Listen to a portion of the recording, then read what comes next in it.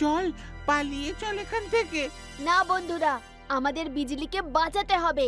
Let's go!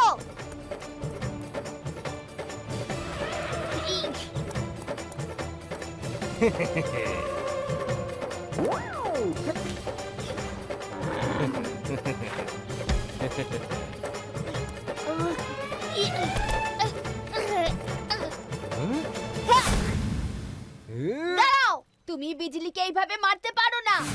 এরে